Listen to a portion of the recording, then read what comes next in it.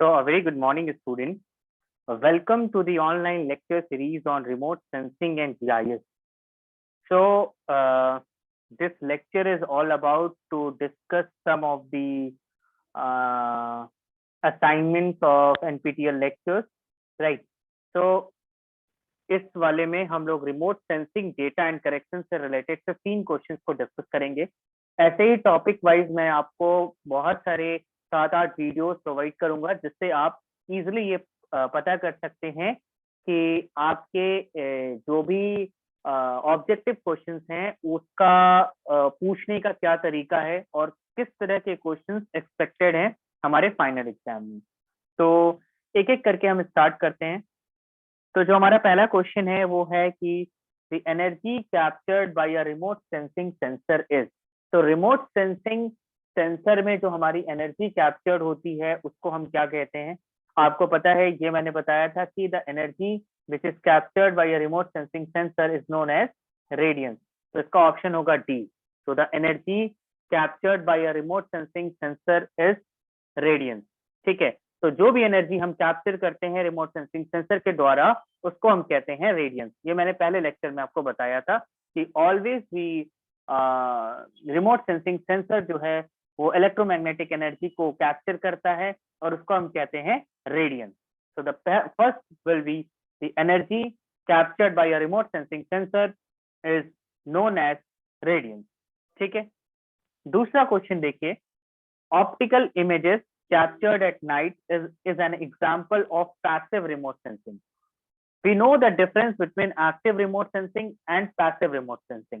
Passive remote sensing में we use sun as a source of light, whereas in active remote sensing the sensor itself carry the detectors with itself. ठीक है, तो जो optical images होते हैं जो हम रात के समय में कैप्चर करते हैं वो बेसिकली एक पैसिव रिमोट सेंसिंग का एग्जांपल है। ठीक है, तो optical images which are captured at night is an example of passive remote sensing. So option will be true. So optical images which are captured at night is an example of the passive remote sensing. ठीक है, तो इसका जो answer होगा वो है true. इतनी बात आपको समझ में आ गई। पहला कि the energy captured by a remote sensing sensor वो क्या होता है? Radiance. and the optical images which are captured at night is an example of passive remote sensing. Okay, now अगला है the spectral range of NIR region in the EMS that is in the electromagnetic spectrum is। ठीक है, तो ये है basically आपका 700 to 1500 nanometer. So the spectral range of NIR region in the EMS that is in the electromagnetic spectrum is, it is in the range of 700 to 1500 nanometer. तो जो भी NIR reason में हमारा EMS इलेक्ट्रोमैग्नेटिक स्पेक्ट्रम है उसका जो spectral range है वो है 700 से 1500 nanometre. Okay, remote sensing energy जो कैप्चर करता है remote sensing sensor basically energy जो कैप्चर करता है वो है आपका रेडियंस। जो हमारे ऑप्टिकल इमेजेस कैप्चर किए जाते हैं नाइट में वो एक पैसिव रिमोट सेंसिंग का एग्जांपल है। और एनआईआर रीजन का in the EMS that is in the electromagnetic spectrum spectral range है 700 to 1500 नैनोमीटर। ठीक है,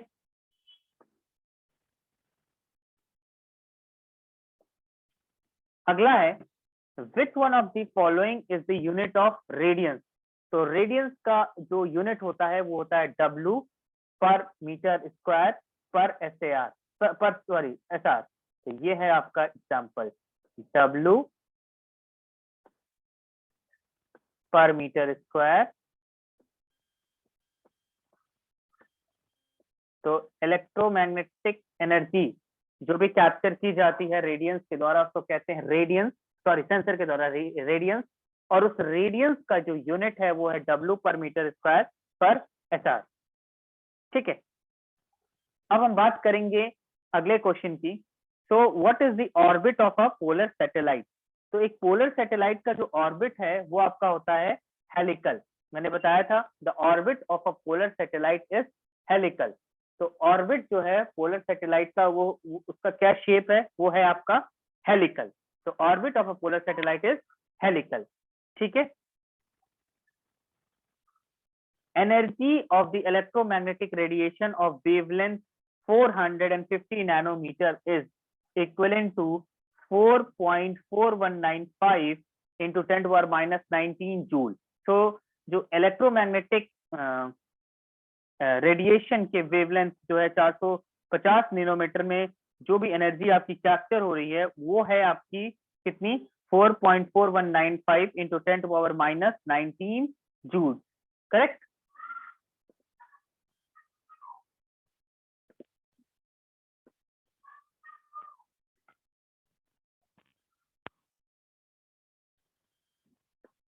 Spatial resolution is the finest for images obtained through sensor placed at। तो इसमें option देखें, geostationary platform, sun synchronous platform, aerial platform, terrestrial platform. तो इस case में हमारा जो आंसर है वो होगा टेरेस्ट्रियल प्लेटफॉर्म। तो spatial resolution is the finest for images obtained through the sensors placed at terrestrial platform. ठीक है। Next one is which type of scattering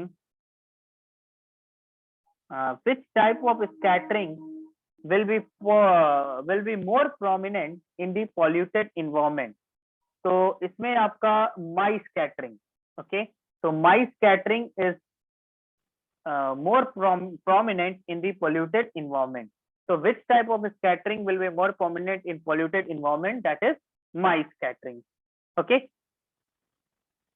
next question है आपका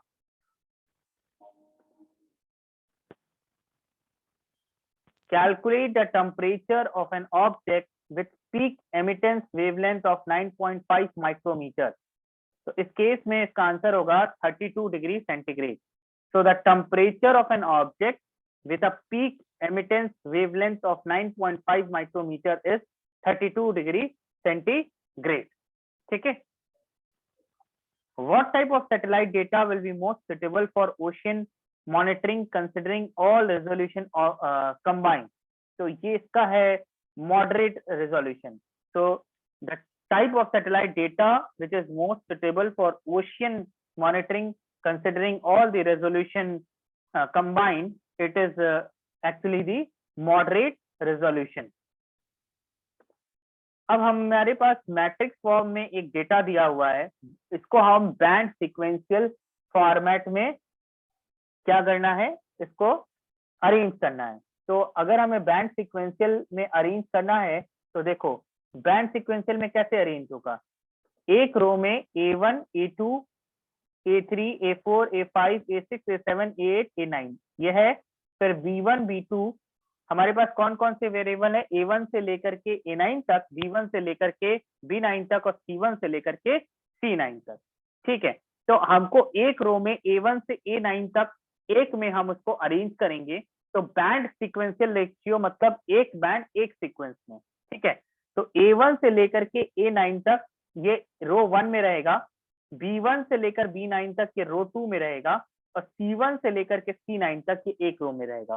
तो BSQ that is band sequential ratio में हम data को कैसे arrange करेंगे, A1 A2 A3 A4 A5 A6 A7 A8 A9 एक सीक्वेंस में और B1 B2 B3 B4 B5 B6 B7 B8 B9 एक सीक्वेंस में और C1 C2 C3 C4 C5 C6 C7 C8 और C9 एक सीक्वेंस में। Is it correct? तो ये है हमारा बैंड सीक्वेंशियल रेशियो।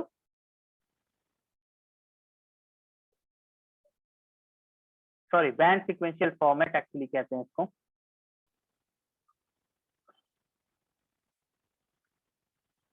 अगला हमारा पुश ब्रूम सेंसर पे क्वेश्चन है। So push broom sensors scan the surface in the direction parallel to the motion of the satellite. तो ये ऑप्शन ट्रू है कि फॉल्स?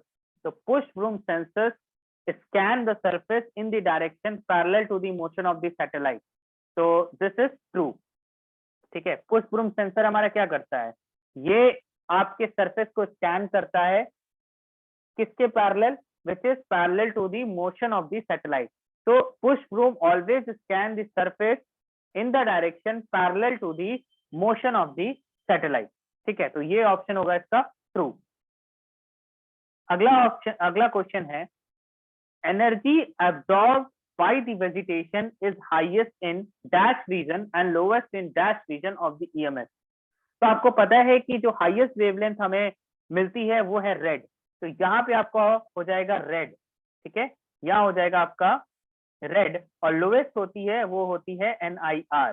तो हमारे पास energy absorbed by the vegetation is actually highest in the red region and it is lowest in the NIR region of the EMS। तो ये हो जाएगा red and NIR। ठीक है, so the energy absorbed by the vegetation is highest in the red region and it is lowest in the NIR region of the EMS। ठीक है, ठीक है, जहां तक आपको चीजें क्लियर हो रही होंगी।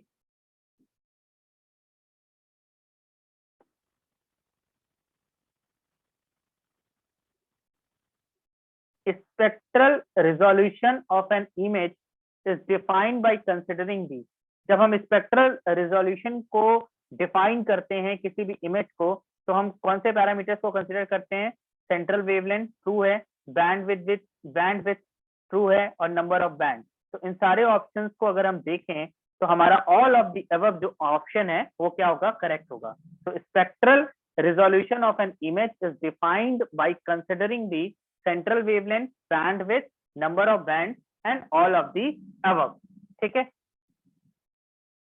now which among these has the highest value of FWHM? तो इसमें कौन सा होगा आपका? यहाँ देखो,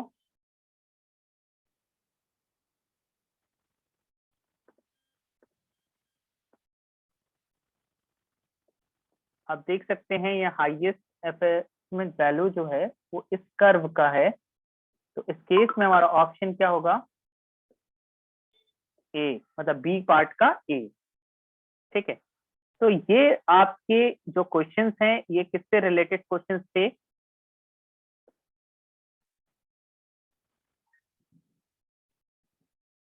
ये सारे बेसिकली रिमोट सेंसिंग डेटा और करेक्शंस, रिमोट सेंसिंग करेक्शन से रिलेटेड क्वेश्चन है। एक बार मैं इनको फिर से आपके लिए ब्रीफ में देख लेता हूँ।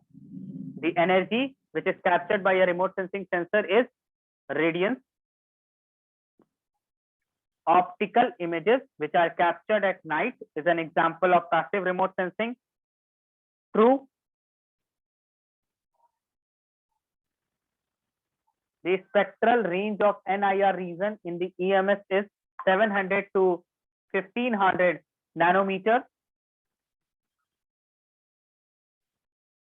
Which one of the following is the unit of radiance? So unit of radiance is W per meter square per SR.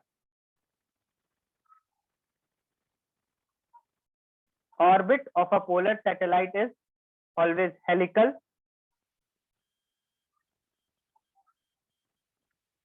Energy of an EMR of wavelength 450 nanometer is 4.4195 into 10 to the power minus 19 joules. Spatial resolution is finest for the images obtained through sensors placed at terrestrial platform। ठीक है, इसका option होगा terrestrial platform। Which type of scattering will be more prominent in polluted environment? That is your my scattering। Okay, so type of scattering more prominent in polluted environment is your my scattering।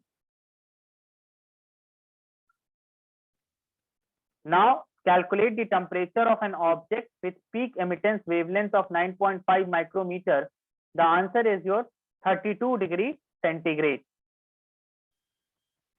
What type of satellite data will be most suitable for ocean monitoring considering all the resolution combined?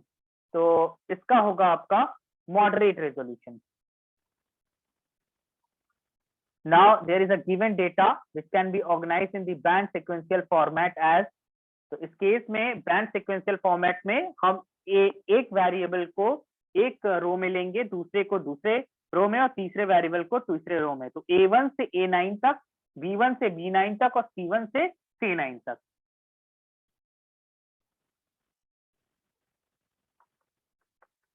push broom sensor scan the surface in the direction parallel to the motion of the satellite.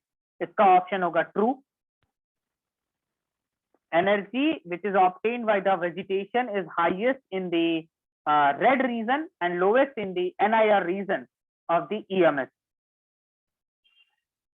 Spectral resolution of an image is defined by considering the central wavelength, bandwidth, number of bands. So option will be all of the above. Which among these has the highest value of FWHM? That is your A. ठीक है.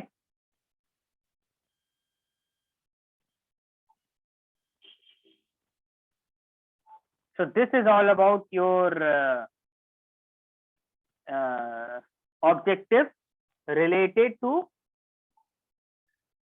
first one, that is your remote sensing data and correction. ठीक है. अब next lecture में हम लोग देखेंगे satellite image correction से. ठीक. ओके. तो थैंक यू. नेक्स्ट लेक्चर में हम दूसरा ऑब्जेक्टिव देखेंगे related to the satellite image correction. Thank you. Have a nice day.